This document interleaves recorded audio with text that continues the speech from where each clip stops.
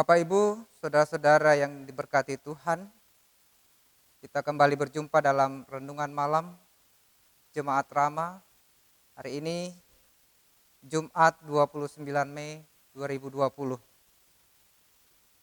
Sebelum kita masuk dalam pembacaan dan perenungan akan firman Tuhan, mari kita memohon kekuatan di dalam doa. Kita berdoa. Bapa di sorga, kami mengucap syukur kepadamu Tuhan, untuk hari yang boleh kami lalui hari ini dalam segala kegiatan dan aktivitas dan bahkan pekerjaan kami Tuhan. Dan ketika kami lebih jauh memaknai semuanya itu Tuhan, malam ini kami kembali akan merenungkan akan firman-Mu. Kiranya Tuhan menyertai dan memberkati kami. Kiranya Roh-Mu yang kudus menolong kami untuk lebih jauh memahami akan kebenaran firman-Mu. Berfirmanlah ya Tuhan, karena sungguh kami telah siap untuk mendengarkannya. Di dalam nama Tuhan Yesus kami berdoa. Amin. Firman Tuhan yang akan kita baca terambil dari Maleakhi pasal 2 ayat 1 hingga ayat yang ke-9. Oleh Lembaga Alkitab Indonesia memberi judul Murka Tuhan terhadap para imam. Maka sekarang kepada kamulah tertuju perintah ini, hai para imam. Jika kamu tidak mendengarkan dan jika kamu tidak memberi perhatian untuk menghormati namaku, firman Tuhan semesta alam, maka aku akan mengirimkan kutuk ke antaramu dan akan membuat berkat-berkatmu menjadi kutuk. Dan aku telah membuatnya menjadi kutuk, sebab kamu ini tidak memperhatikan. Sesungguhnya aku akan mematahkan lenganmu dan akan melemparkan kotoran ke mukamu, yakni kotoran korban dari hari-hari rayamu, dan orang akan menyeret kamu ke kotoran itu. Maka kamu akan sadar bahwa kukirim perintah ini kepadamu, supaya perjanjianku dengan Lewi tetap dipegang, firman Tuhan semesta alam. Perjanjianku dengan dia pada satu pihak ialah kehidupan dan sejahtera, dan itu kuberikan kepadanya. Pada pihak lain ketakutan, dan ia takut kepadaku dan gentar terhadap namaku. Pengajaran yang benar ada dalam mulutnya, dan kecurangan tidak terdapat pada bibirnya. Dalam damai sejahtera dan kejujuran, ia mengikuti aku, dan banyak orang dibuatnya berbalik daripada kesalahan. Sebab bibir seorang imam memelihara pengetahuan, dan orang mencari pengajaran dari mulutnya, sebab dialah utusan Tuhan semesta alam. Tetapi kamu ini menyimpang dari jalan. Kamu membuat banyak orang tergelincir dengan pengajaranmu. Kamu merusakkan perjanjian dengan Lewi, firman Tuhan semesta alam. Maka aku pun akan membuat kamu hina dan rendah bagi seluruh umat ini. Oleh karena kamu tidak mengikuti jalan yang kutunjukkan, tetapi memandang bulu dalam pengajaranmu. Demikianlah firman Tuhan yang kembali diperdengarkan kepada kita. Dan malam ini kita secara khusus belajar firman Tuhan atau akan merenungkan firman Tuhan ini dengan tema melayani dengan hati. Bapak Ibu saudara-saudara yang terkasih di dalam Tuhan, nama Maleakhi memiliki arti utusanku. Jadi bukan tanpa maksud bila Tuhan memberi nama ini untuk Maleakhi. Sebab sejak awal Tuhan punya rencana yang indah atas hidupnya, yaitu untuk menyuarakan kebenaran. Tuhan berkata, "Lihat, aku menyuruh utusanku supaya ia mempersiapkan jalan di hadapanku."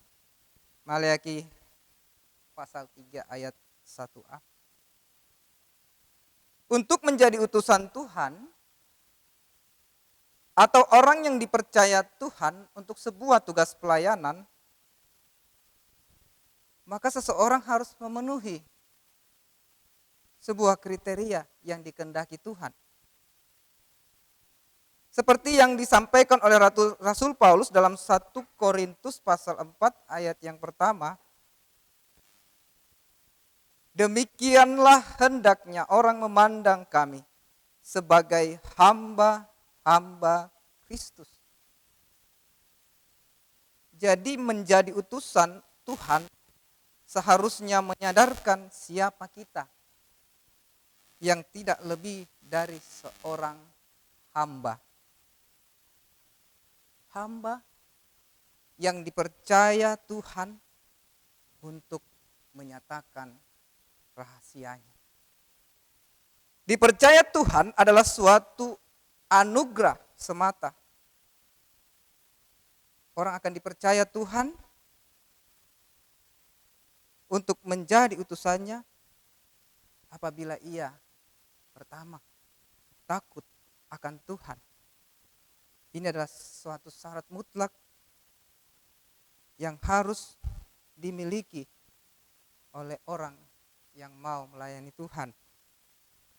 Maleakhi 2 ayat 5 katakan, "Ia takut kepadaku dan gentar terhadap namaku."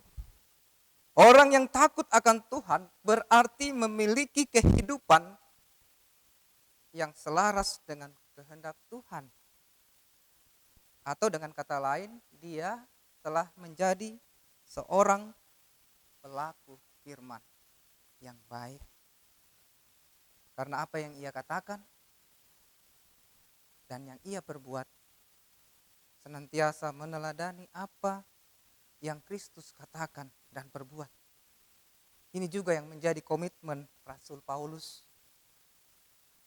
Seperti dalam Kisah Para Rasul 24 ayat yang ke-16. "Sebab itu aku senantiasa berusaha untuk hidup dengan hati nurani yang murni di hadapan Allah dan manusia." Hal yang kedua, Bapak Ibu Saudara-saudara yang terkasih di dalam Tuhan, yaitu berani menyatakan kebenaran. Pengajaran yang benar ada dalam mulutnya dan kecurangan tidak terdapat pada bibirnya. Dalam damai sejahtera dan kejujuran ia mengikuti aku dan banyak orang dibuatnya berbalik daripada kesalahan. Ayat yang ke-6 pembacaan kita. Seorang hamba Tuhan harus berani menyatakan kebenaran. Tidak ada rekayasa. Tidak ada kompromi atau kepura-puraan.